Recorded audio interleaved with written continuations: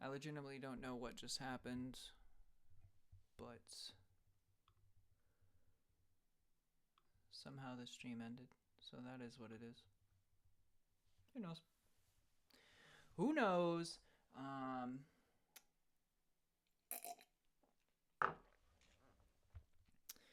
Let me send in the chat real quick, though. Real quick, though.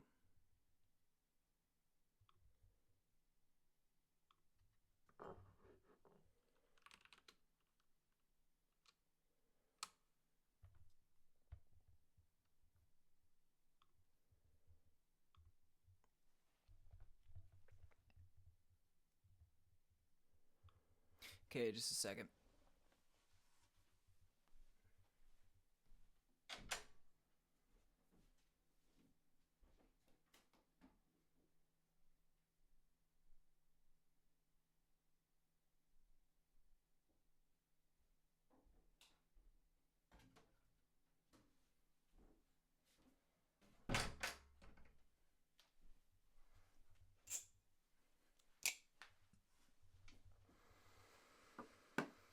All right.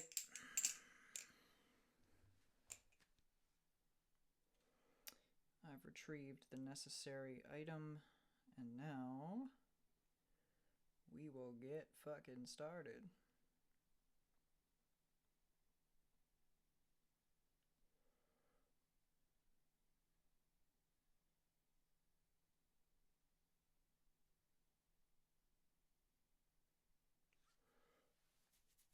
I didn't go anywhere. I never even left the chat. For some reason, the stream went offline, but I restarted it. I haven't even left the previous chat though. Like, I could see everything you guys were saying during it. So I'm still here. I didn't go anywhere. But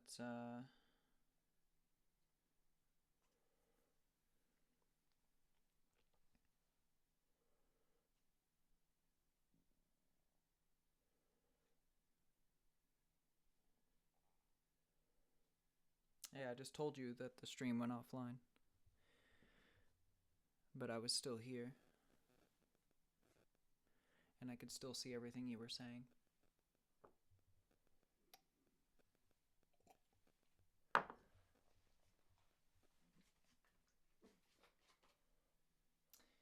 Boom.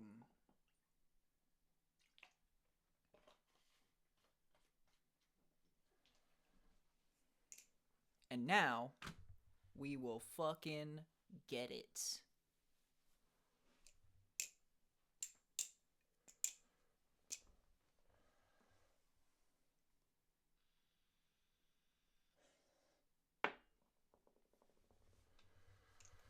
That's awesome that you were agreeing with me. That's pretty fucking exciting, actually. All right. Let's go.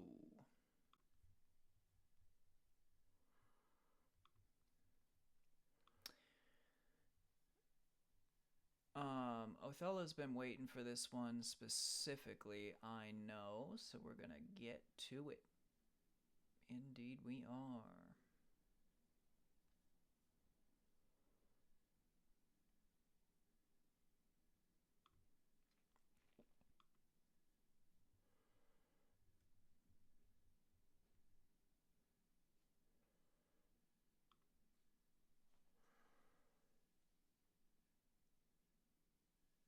Thanks, Othello. I appreciate you. I'm glad you think so. Yes, I did. I certainly did.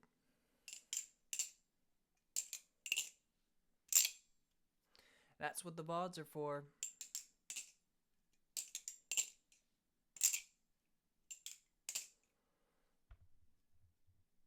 I did? Yes, that's what I said.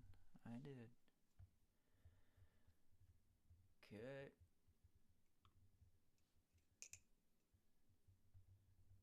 Let us begin.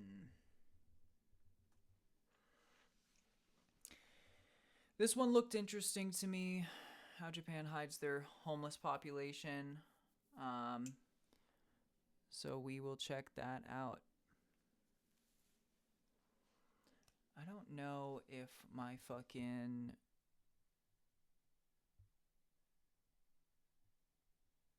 I don't know if my situation here is just really slow. Okay, no, it's not. It just needed to catch up. All right. Cool, let's go. How Japan hides their homeless population. Let's go.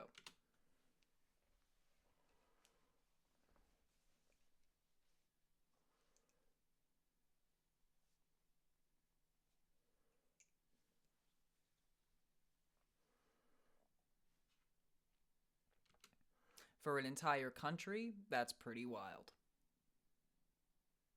It's not a huge country, but that's still a pretty low amount of people, especially when you look at the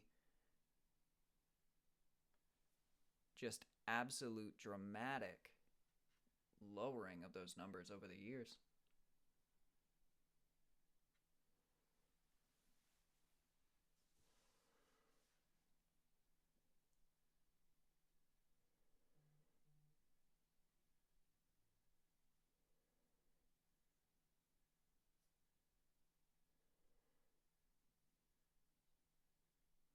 Right.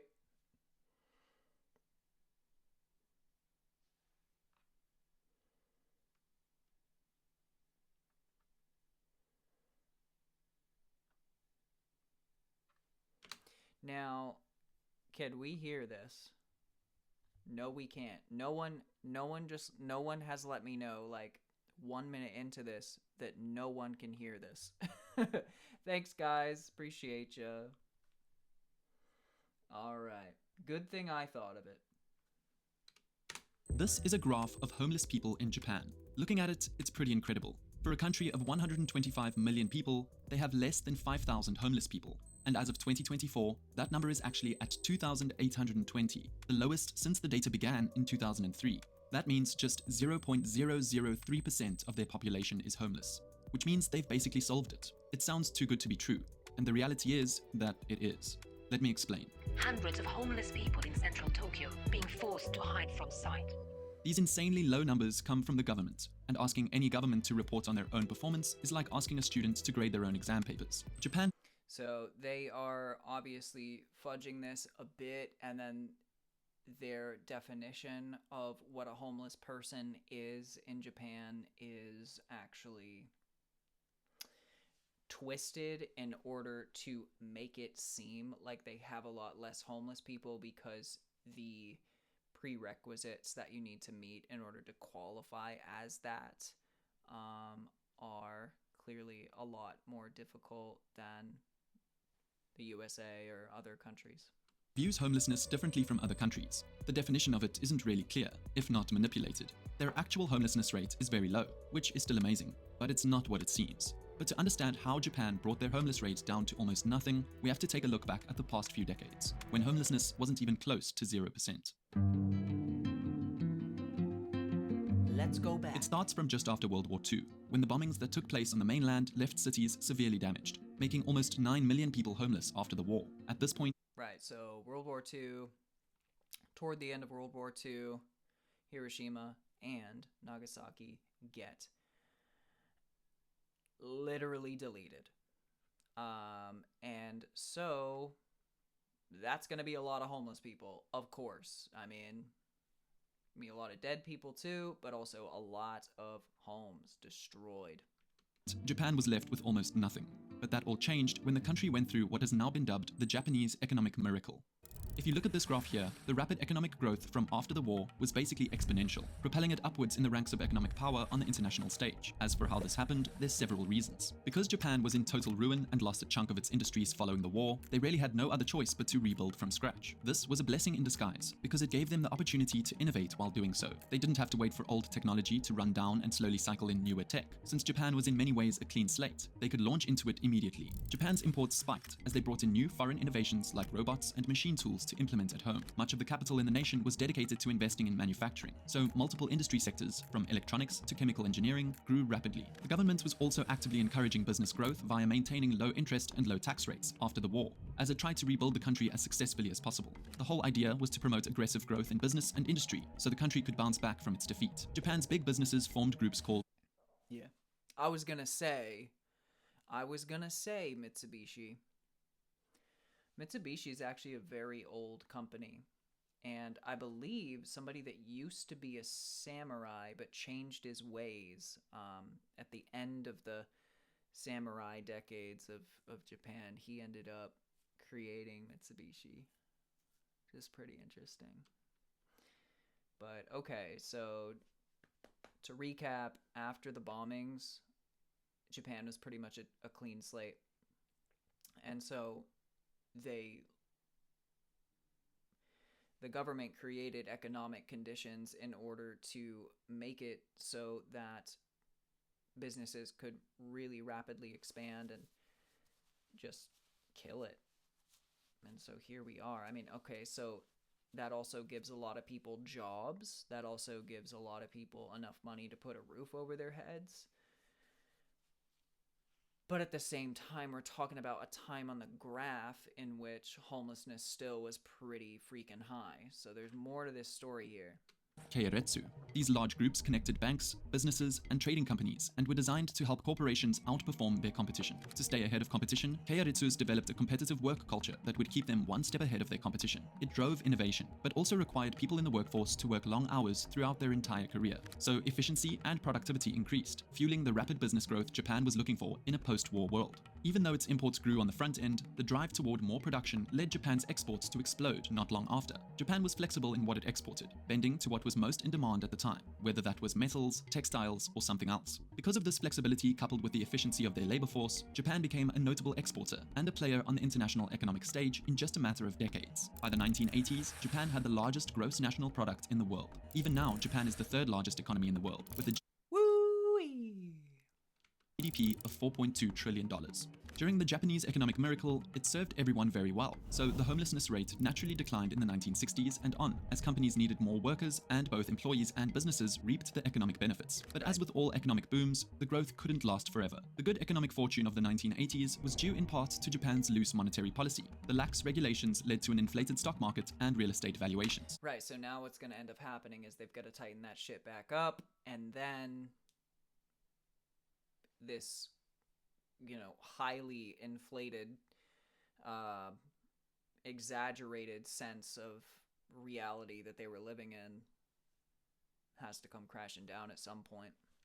Inflation. This was great while it lasted, but it was clear an economic bubble was forming, so the Japanese financial ministry raised interest rates. But in the early 1990s, it burst. The stock market crashed, and this ushered in a debt crisis that would become known as the Lost Decade, a long 10 years of severe economic struggle and stagnation for Japan. The GDP plummeted. This inevitably led to higher unemployment rates, which inevitably led to high homeless rates. By 2003, there were about 25,000 homeless people on the streets of Japan.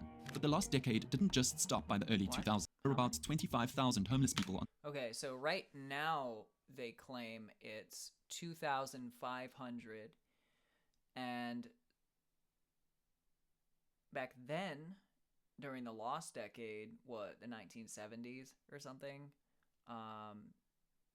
there was 25,000. The streets of Japan. But the Lost Decade didn't just stop by the early 2000s. Its GDP continued to stay extremely low, and then the financial crisis of 2008 hit, crushing the global economy even more, which crushed Japan even more. So their economy has been relatively stagnant for the past 3 decades. And yet, at the same time, homelessness hasn't steadily grown over those decades. In fact, it has decreased. So if the answer isn't economic growth, how has Japan reduced its homeless population to almost nothing?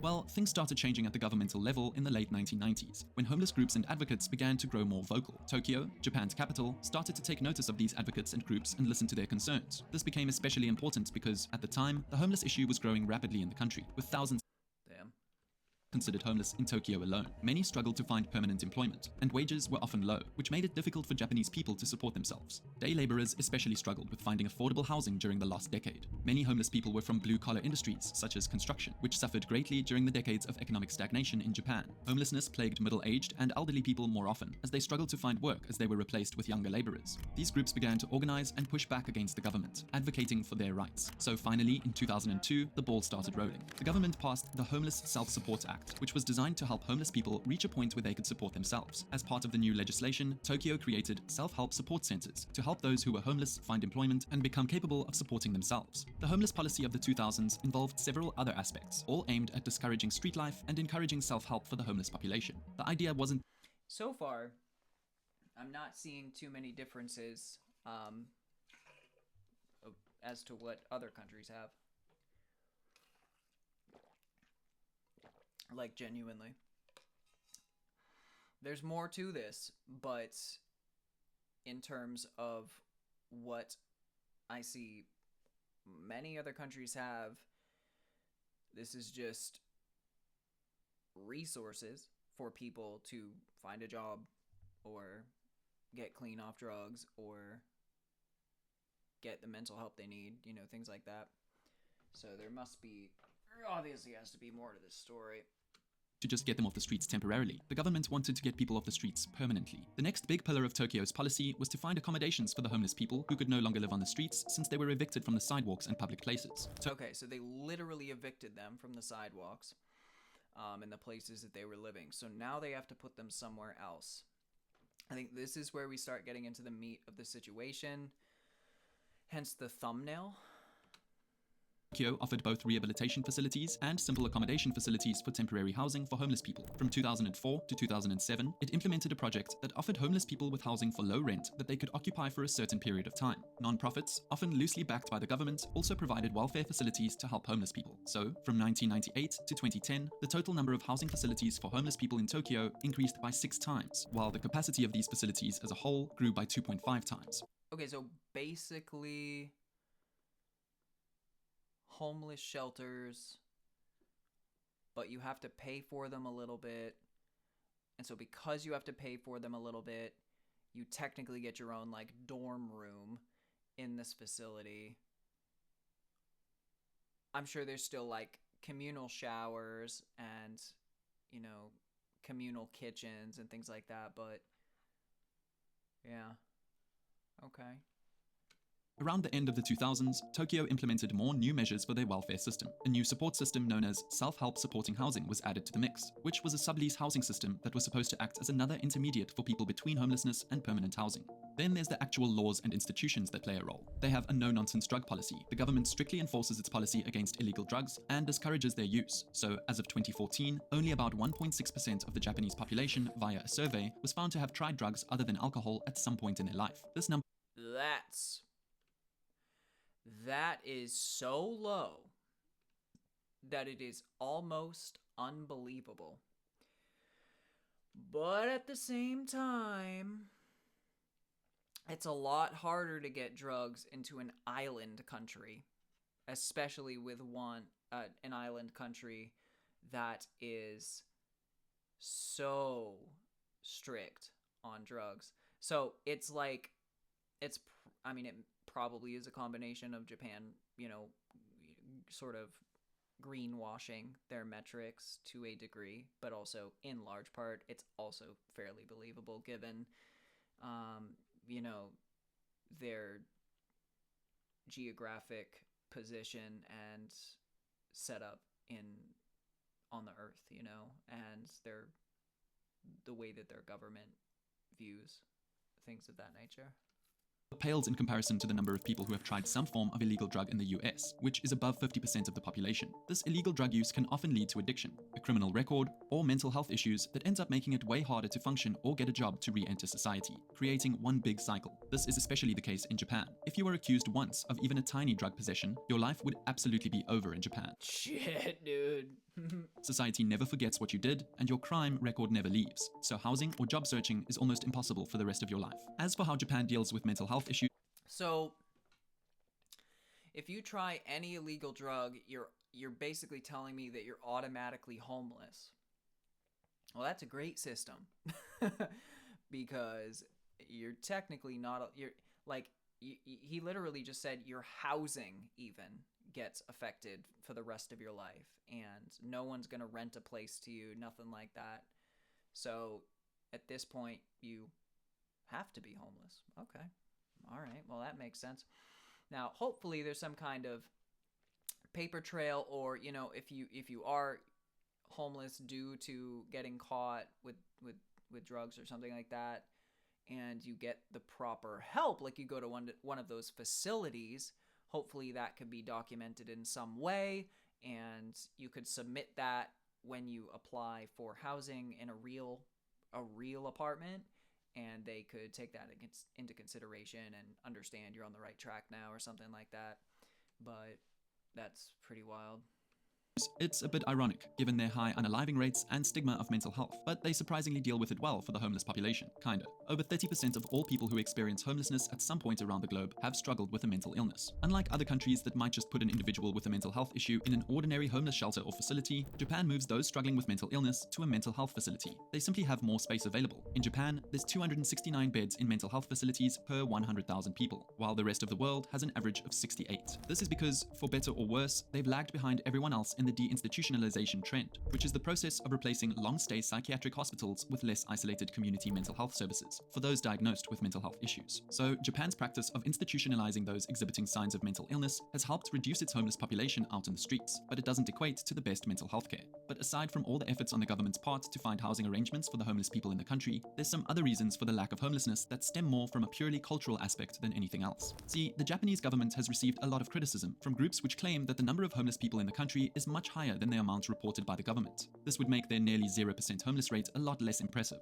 But why wouldn't the government's count be accurate? Is the government intentionally skewing the numbers? Well, perhaps not intentionally, but yes, there's a few legal, social, and cultural reasons that this could be happening. First, we have to take a look at how Japan legally defines homelessness. The definition is much narrower than the definition we might use for what it means to be homeless. Yo, and that's also true. Like, all you have to do is fuck around with the drug classes. So this is like that same sort of greenwashing thing that I was talking about, and this isn't actually the definition of greenwashing. I'm just likening it to greenwashing, where it's the same situation as the homeless thing. Japan is able to report, and I'm sure we're going to find out about this, right? But he did allude to this and foreshadow this earlier in the video, where Japan's guidelines for who and what can be considered homeless is drastically different than other countries, so as to make it look a lot better on paper. And so it absolutely can and is in some cases the same way with illegal drugs, right? Like, here's what they say. If you're caught with an illegal drug, then you are, you know, banned. Basically, you're just basically written off, blacklisted from housing, from society. Your family, your entire family line is cursed for all eternity, you know, like all that shit. But at the same time, they have different drug classes. Othello in the chat was saying that codeine's over the counter. That is an insanely powerful and addictive drug.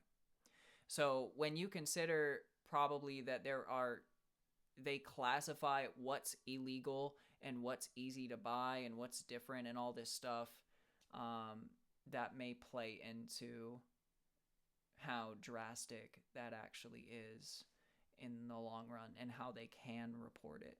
So that is a food for thought anyway. The Japanese government defines it as people who live everyday life in public spaces, such as... Okay. Homelessness in Japan is defined as those who utilize city parks, river banks, roads, train stations, and other facilities as their place of stay in order to live their daily lives. Let's keep this in mind. roads, parks, riversides, etc. So they're only counting people who literally live on the street, and not those in homeless shelters and facilities, who technically are without a home. And in Japan, people living on the street is a rarity, because of the forced evictions from public spaces common in Japan. The country locks homeless people out of parks, builds anti-homeless architecture, and removes them from public areas. Right. So that's funny as shit, actually.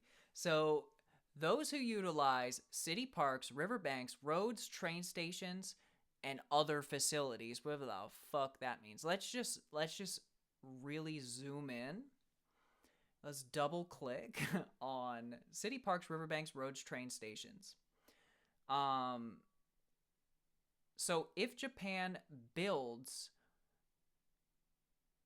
architecture and kicks off homeless people from city parks, riverbanks, roads, and train stations, well, then they're not homeless because they're living in the woods, let's say.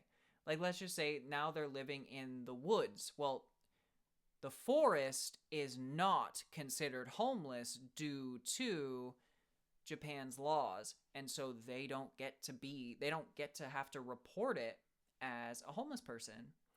And they purposely make sure that they can't utilize those things in order to be counted as homeless. It's funny as fuck, man. It's not funny, it's bad, but it's quite sneaky there. Everyday life in public spaces, such as roads, parks, riversides, etc. So they're only counting people who literally live on the street, and not those in homeless shelters and facilities, who technically are without a home. And in Japan, people living on the street. And you can't count the people that are actually in homeless shelters, even though they are homeless, but they don't count those either.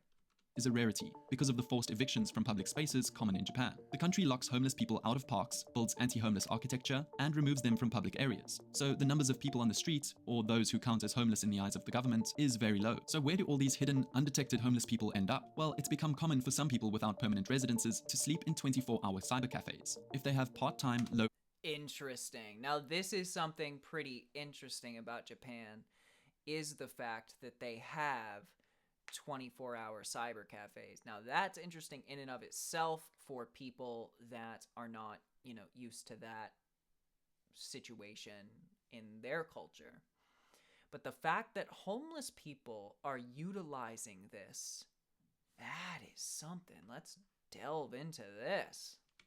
Paying jobs, they can cover the nightly cost of staying there while also staying off the streets by sleeping in computer cubicles at these cafes. At these places, they can receive a small space to sleep as well as access to the internet. These people are called internet cafe refugees. It's such a big thing that many cyber cafes now essentially double up as a hospitality business. That's wild. And of course, these cyber cafes are going to eat this up.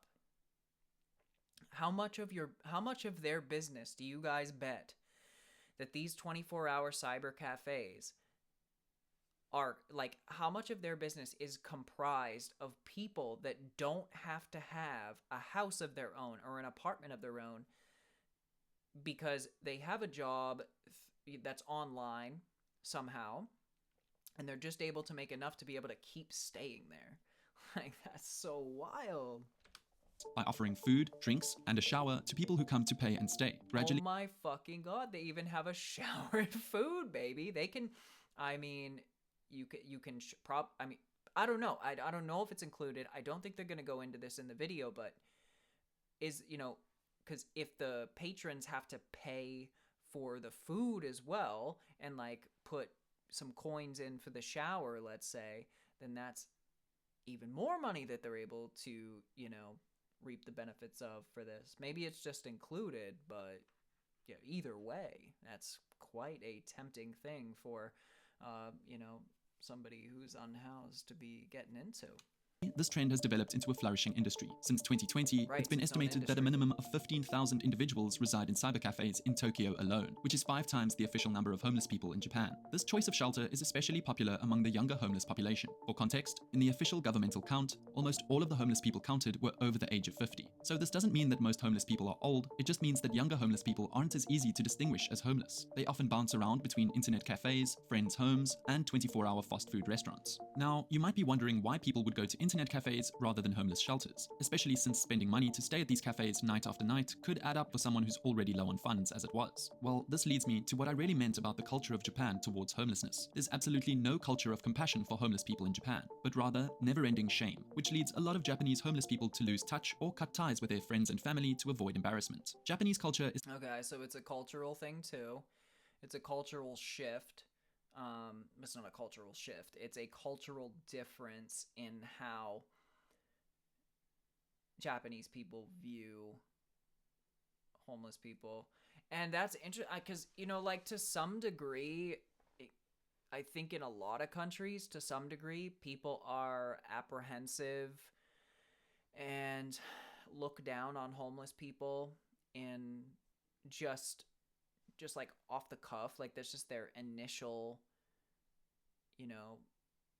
preconceived idea when they see a unhoused person or a homeless person, or they think to be scared, or like a lot of people, not everybody, but in Japan it must just be that much worse, to the point where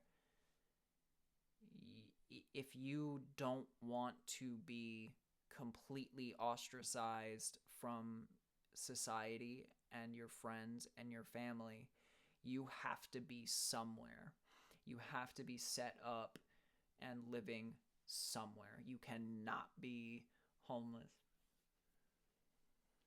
centered largely around self-reliance and hard work, so homeless people are often viewed as lazy, with no one else to blame but themselves. Oftentimes, other citizens even avoid looking at them, viewing them as an embarrassment. It's seen as a threat to a harmonious society in Japan, and as something that impedes on the beauty of cities like Tokyo. For these reasons, homeless people make a lot of effort to not appear homeless to others. For example, they'll rarely beg for money, if not take offense to it when offered, try to keep clean, and look well.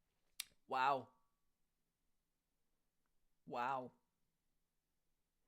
They won't beg for money. They try to keep clean. Like, they want to not appear homeless because it's so shameful. Man. By using the many public restrooms and wash areas across the country. When homeless people are actually living on the streets, they set up their shelters along remote locations, such as riverbanks, to stay out of everyone's way. When they do have to sleep in high-traffic locations, they often pack up their belongings and remove themselves from such a location during peak hours. Shinjuku Central Park is a prime example of how this works. The stigma is especially strong for men, who make up over 90% of the nation's homeless population. Japanese culture dictates that women are supposed to be cared for, so there's less stigma around women who are homeless because it is not viewed as their fault, so they are more likely to receive help. On the other hand, homeless men are stereotyped to have become so running away from gambling debts, so they are less likely to receive the same help. This negative So they just automatically assume that you just straight up have been gambling. That's what they think. It doesn't matter what the reason actually is. They just think that you're a gambling addict piece of shit, and that's it. view of homelessness makes many people keep it a secret if they can, which leads to a worsening problem that no one's really aware of. But homelessness became more obvious in 2020 during the pandemic, when alternatives to homeless shelters, like 24-hour internet cafes, shut down. The government had to pivot to avoid having many more people suddenly sleeping on the streets, so it invested in several thousand rooms at hotels around Tokyo during the pandemic state of emergency. If the government hadn't done this, there likely would have been a major spike in how they perceive homeless people. As of now, Tokyo has long-term shelters similar to dorms throughout the city, largely run by non-profits. But these facilities have negative reputations, like being run down, overcrowded, and having little privacy. Japan doesn't support one-night shelters when people can come and receive shelter for just one night. Instead, the government prefers to offer long-term shelter so they can help people get to a place where they can support themselves. In recent years, Japan has also become more flexible in offering government money to homeless people who need it. Although their livelihood protection program has been around since the 2000s to provide homeless people with money if they have no assets or family to fall back on, the requirements used to be more stringent. People used to have to prove that their family was incapable of supporting them, which led to a lot of people not applying for the program because they didn't want their family to know that they were homeless. Now that requirement can be waived. Through the Well, that's good. That's better. program, homeless people can receive about 53,700 yen, or about $448 per month, which can be used for apartment rent. Okay, so now they do get housing assistance now. That's good. So clearly the government, at least the government itself, not society and culture at large, but the government itself is kind of changing its views and providing help to the people that need it. or for government-funded shelters, and about 75,000 yen or $621 for living expenses. Beyond that, the government now offers independence support centers, which provide job-searching support for the unemployed. So Japan has used legislation to reduce homelessness rates, but the amount of hidden homelessness likely means there's a lot more work to be done. In fact, Japan has a higher poverty rate than the United States, with about 15% of the Japanese population considered impoverished, compared to about only 12% of Americans living in poverty, which of course seems like a contradiction to the low reported homeless rates. Perhaps the most important thing for Japan to do is to start changing the stigma around homelessness, since the stigma deters a lot of people who are struggling from seeking help, making That'd be a huge start, man. Like, that would be a huge start. If you could just actually change or at least start changing the stigma around the way that culture and society views homelessness, that would be really good. That would be super good for them. It is sad that they get stereotyped that way. I totally agree. It's unfortunate because that leads to all these downstream effects of them not wanting to get help, not wanting to admit anything, trying to stay out of sight, going and living in these internet cafes and things like that, like, instead of actually working through the proper channels to, like, get back on your feet. people view and treat homelessness as less shameful could encourage more participation in government programs with a better output. Regardless, Japan's homeless rate is still low, which is commendable, but it isn't 0% like claimed. That is the reality. Thank you for watching. And that makes sense. Like, that makes absolute perfect sense.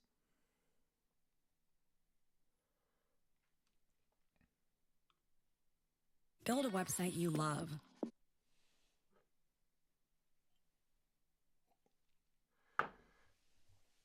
But I totally agree, Jackie. It's absolutely shit that they get stereotyped that way. It's not even fair. It's not fair at all. But yeah, this next video is very quick. We will get through this. I saw this one tonight and wanted to watch it. And it plays into Asia at large because it's China, so different country. But let's look into what is going on with this Chinese ghost town of abandoned mansions. We've got a bunch of mansions that are absolutely ready to be inhabited, but they are abandoned. What is the deal with that? What's going on with this? We're going to find out today.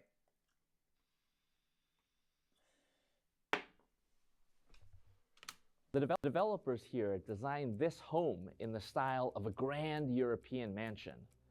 But this is all it is right now. It's the shell of a half... Okay, it's not ready to be inhabited.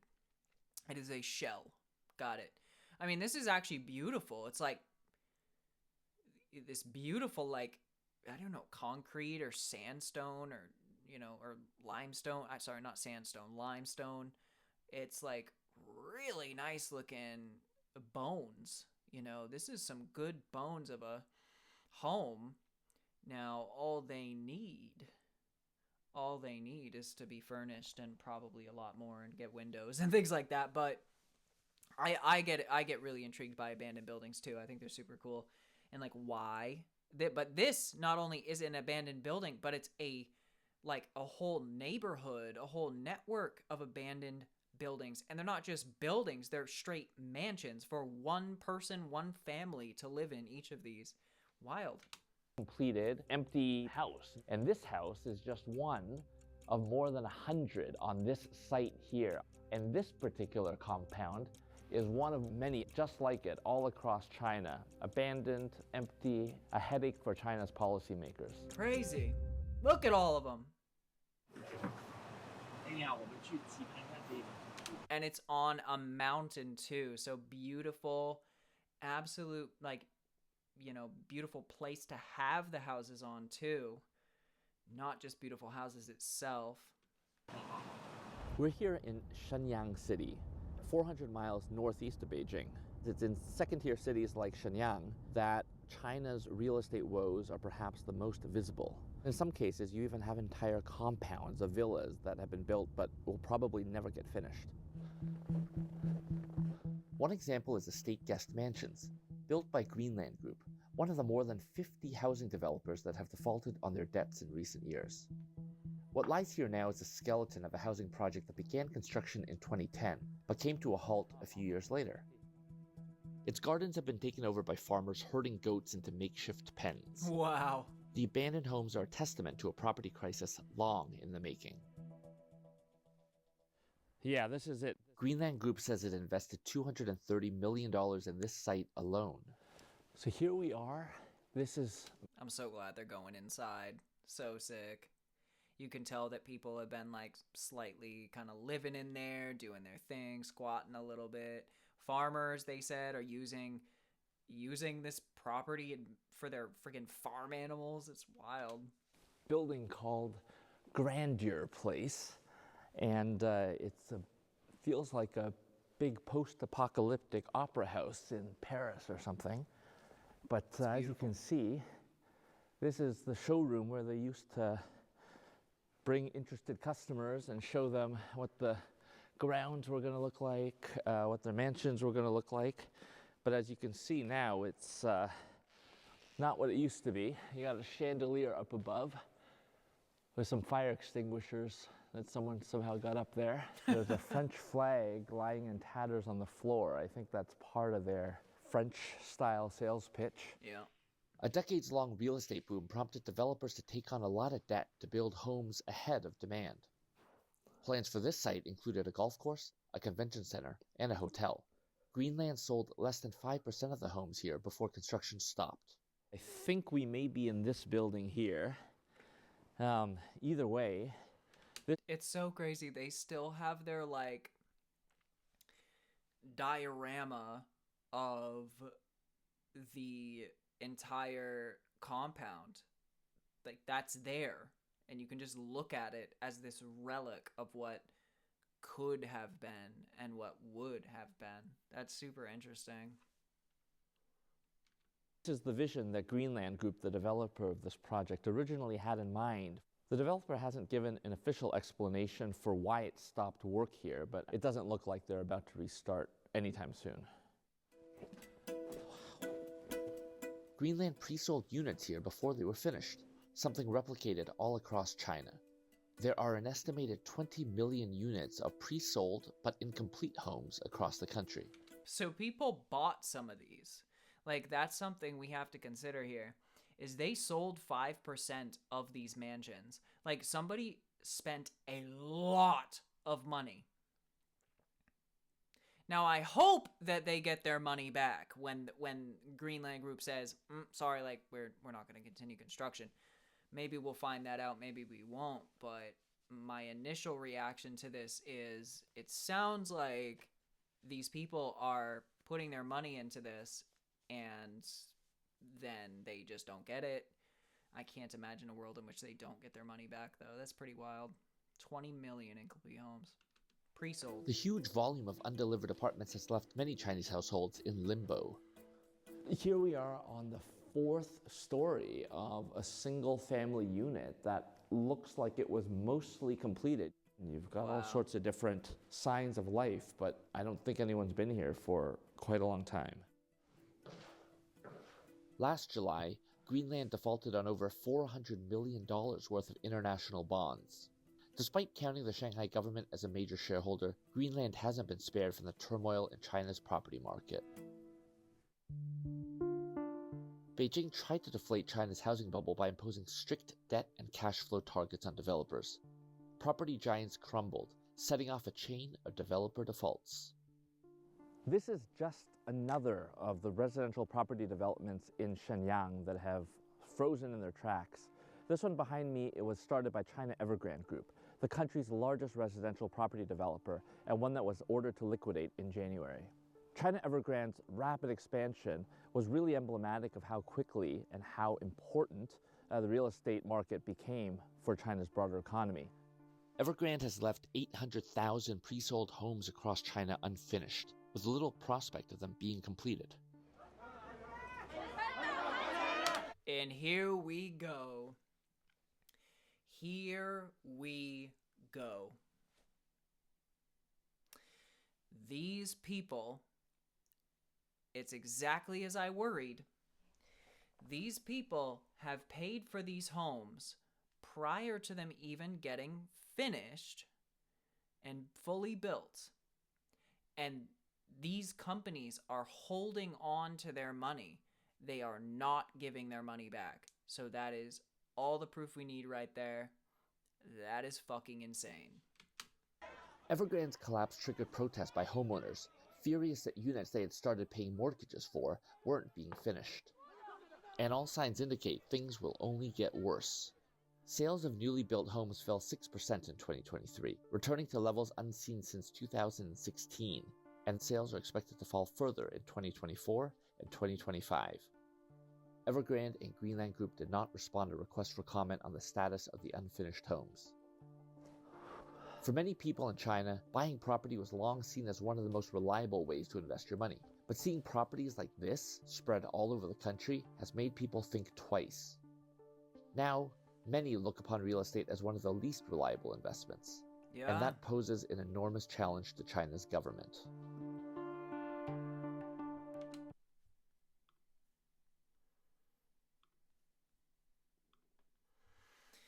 Well, real estate in and of itself is a very volatile investment. It's not something that is reliable, period. Like, it's definitely not, like, the real estate market ebbs and flows. It has its peaks and it has its troughs. So it's definitely not something that you can just bank on as a reliable investment, but it's a lucrative investment if you do it right. Absolutely. It can be a lucrative investment. So, but I wouldn't call it a reliable investment. Good night, Othello. We'll see you in the next one. Stream's ending soon anyway. But yes, Reno, wow, indeed. Welcome back, Zoe. Jackie, I already responded to you, but I will say once again, abandoned buildings are indeed intriguing. I do agree. I would have to agree with that.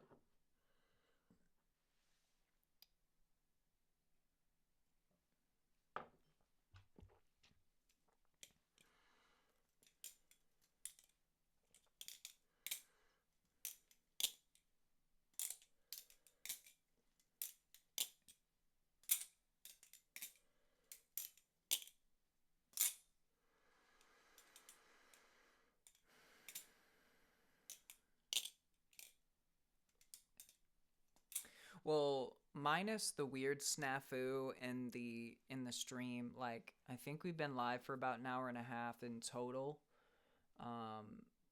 So I wouldn't say it's like a super short stream, but I think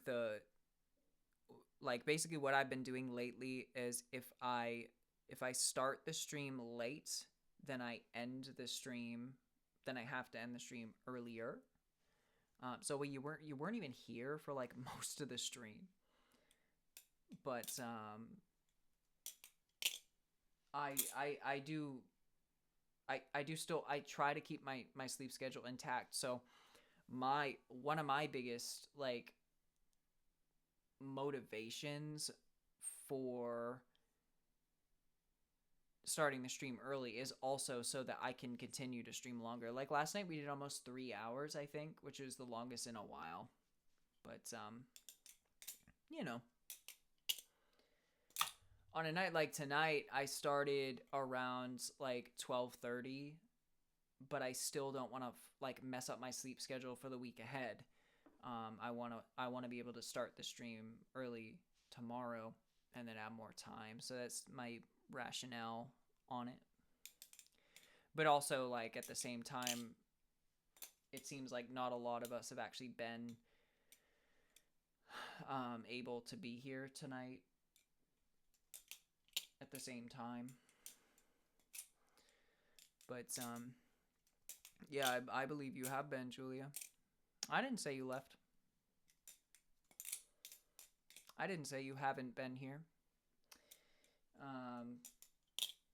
But now, like the past week, the past week worth of streams have been about hour and a half to 2 hours, because I'm still trying to adjust the sleep schedule, get things where they need to be. So,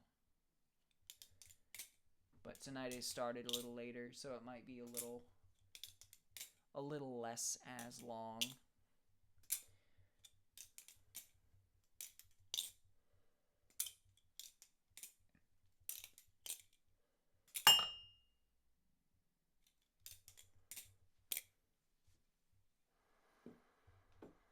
Tomorrow I won't have to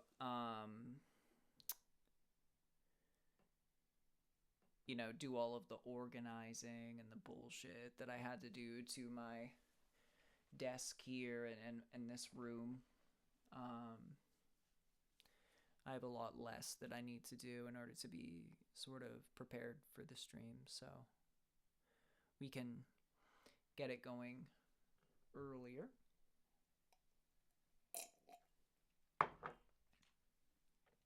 But let me see. I'll see if something catches my eye here, and maybe we can do one more.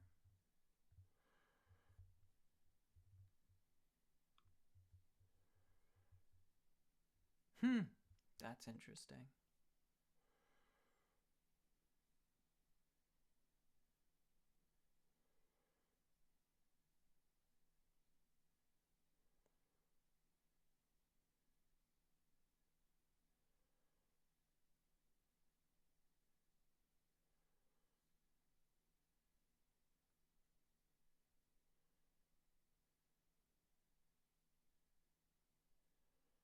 What the fuck, dude?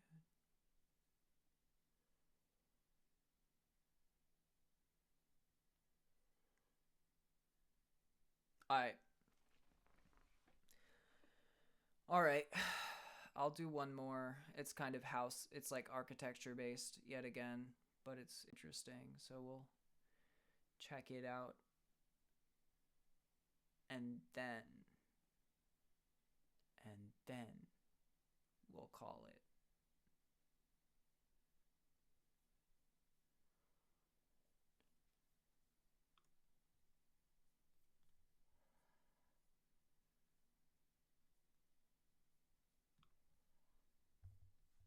What's your worst essay?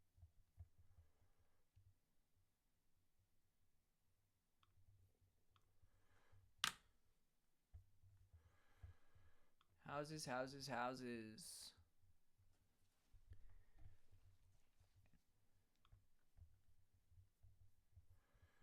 That's right, Zoe.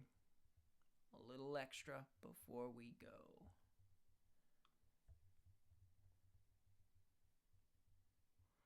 Spherical houses weren't a great idea. Now, this is very interesting, and I think this actually takes place in the UK. This is super interesting. I had no idea about this situation, so this is going to be cool. Let's go. After the Second World War, the Netherlands had to build a lot of new houses. Not just to Sorry, the Netherlands. Never mind. The Netherlands, guys. repair damage, but to handle the population from the post-war baby boom. And the housing they built was, well, it was pretty much all the same. Most of it built quickly, cheaply, and to one of a few similar designs. So in 1968, the Dutch government's Ministry for Public Housing and Spatial Planning started to offer grants for experimental architecture. Because, to quote the government minister in charge, men weet niet wat men mist. You don't know what you're missing. Maybe they'd find a way to radically improve housing for everyone. But they were wrong. Hence the title. A lot of the experiments were very tame. You wouldn't really notice them as you walk through a city. They just used different materials or organised the rooms or houses differently. And they actually did find ways to build better homes.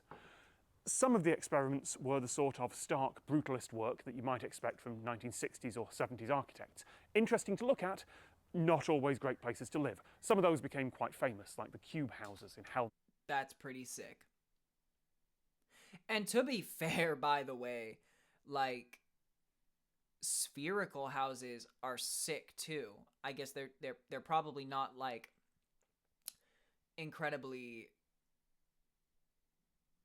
habitable, you know, like they're not great places to live, but look at this fucking architecture here, dude. I don't even know what I'm looking at right now. It looks like the houses are angled down. So how are rooms constructed? And though even the windows are angled like out and down. So what? Do you have to like climb a ladder to get up to the top? Like you guys are seeing this too. This is wild. And Rotterdam. One of the final experiments to get the subsidy was built in 1984, and it was very strange indeed. The Bulwoningen, the sphere houses, sitting down. Sphere houses, here we go. They look like little UFOs or little spaceships. Look at those windows. Boss in the south of the country. According to the designer, artist Dries Krijkamp, humans were not meant to live in a box. It's not very spacious, but depending on the person, like I personally don't have claustrophobia, but I have heard from other people that they have experiences of claustrophobia when they enter the house. So it's not made for everyone. Krijkamp was more a designer than an architect. The experimental houses are livable and they're still used as social housing where the local government is the landlord. But there are definitely some problems. Strange. Because of trees, the shell of the house gets green pretty quickly. Once in the 5 or 10 years, they do a complete cleaning of the houses. Or anything inside the house, that's all for yourself, except for proper maintenance, like the boilers and that kind of stuff. Or if the windows are leaking, because that's one of the biggest problems we have. On a good rainy day, you can basically swim in your living quarters. The first floor is when you enter. They literally one of the biggest have problems those, we have. They literally have those rain guards like what you see on car windows. Like there are these like strips that make sure that if it's raining, you can crack your window a little bit so that the rain goes over the crack. That's kind of what this is here on their windows because they're so faulty. Is this weird little guard that makes sure that the water drips down and around the windows. Good rainy day, you can basically swim in. And I think the reasoning for this is quite clear because in a cubic house, like you have a roof that can slope and the rain goes down the slope and doesn't get all in these windows. But in a spherical house, the rain hits the top and it just drags down the sphere right in and through the windows. And so we kind of take that for granted in, angular houses where obviously the rain doesn't even you don't even have that problem. It's not even in your purview whatsoever that the rain's going to go and slip through the cracks of your windows and stuff. We don't even have to worry about that. That's very interesting. Living quarters.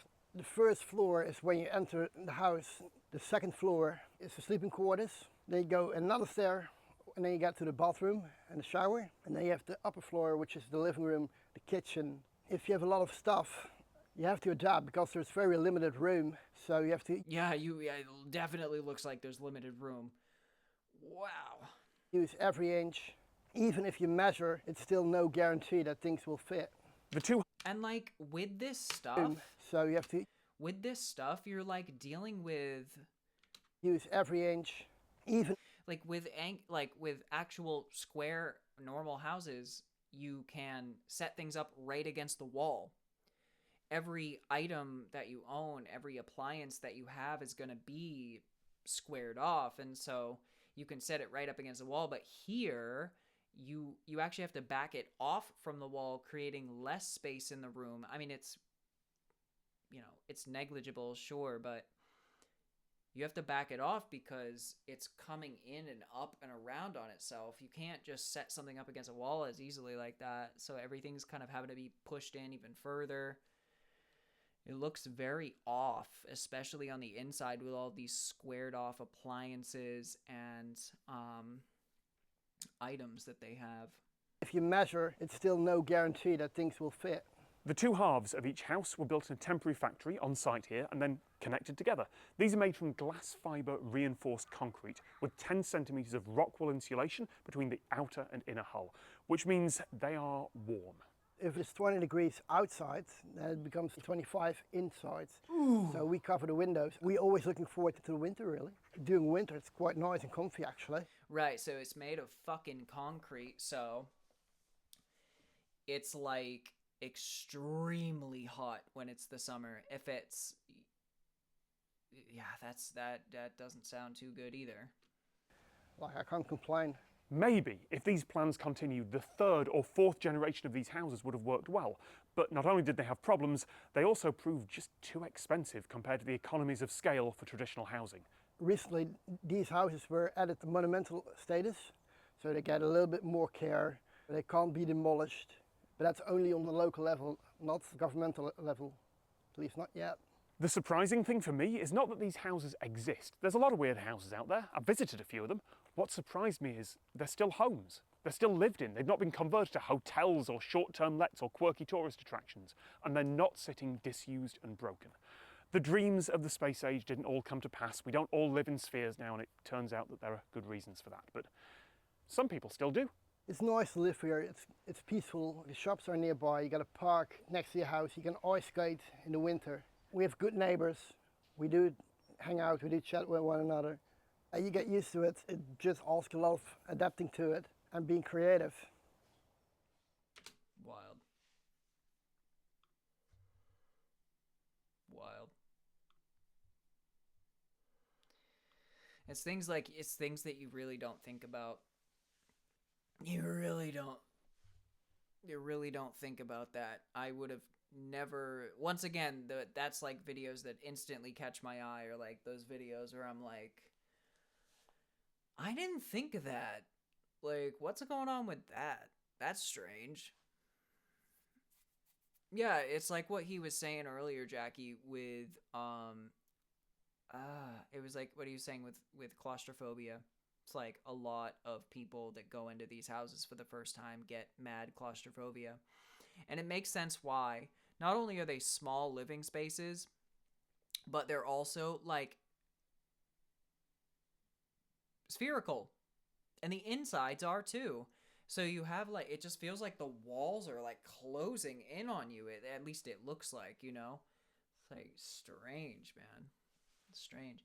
Now maybe that is just because we're used to it, you know, living in vastly differently constructed places, but I don't think so. Like, I think that's just the nature of living like that.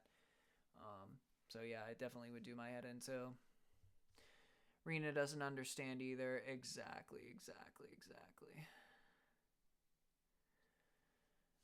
Zoe, your phone's at 1%. All right, you're very welcome. I'm glad that you were here tonight, and I appreciate you. I appreciate you for appreciating that I did one more. Yeah, trying to. It was a quick one, you know. We're only at 2:06, so it's not bad. Not bad.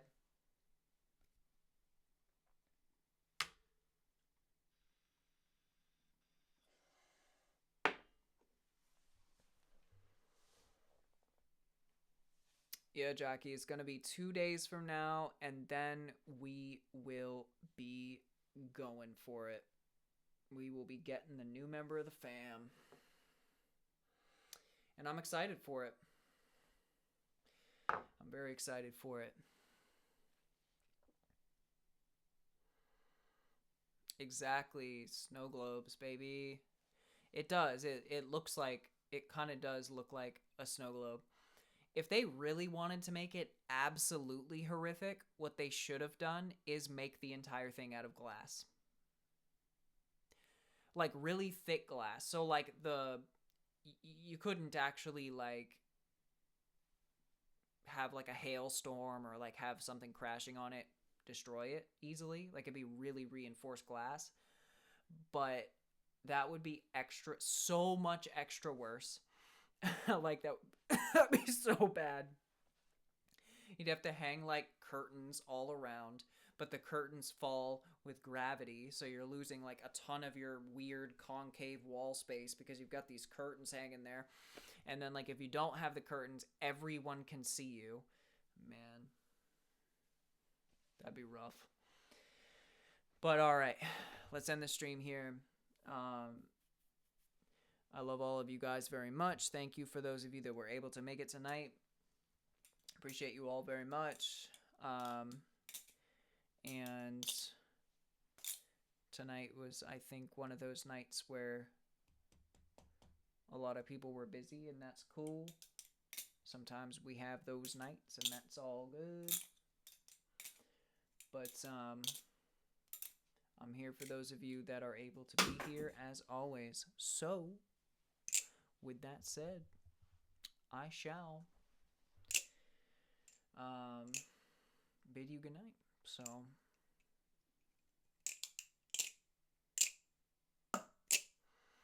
much love to you all. And I can't do it like that now, can I? We can't go on a botch throw like that.